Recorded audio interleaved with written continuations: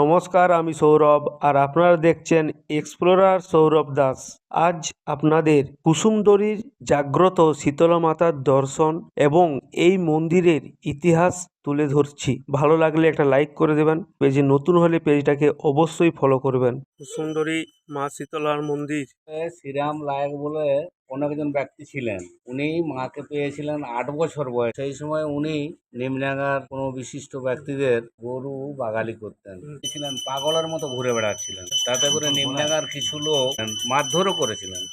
ওই জায়গার মানুষজন বসন্তে ভুগছিলেন। তারপরে মায়ের স্বপ্নাদেশ যে ওই ছেলেটার কাছে গেলে তোরা মুক্তি পাবি, তা না হলে তোদের এই যে বসন্ত, এই বসন্ত থেকে তোরা রেহাই পাবি না। তারপর ওরা সব ওই শ্রীরাম সাতের কাছে আসে। আসার পর উনি মায়ের ফুল জল দিয়েছিলেন, তাতে করে ওরা সব মুক্তি পেয়েছিল, মানে সুস্থ হয়েছিল। তখন থেকে মায়ের এই মন্দির। না, ব্রাহ্মণ নয়।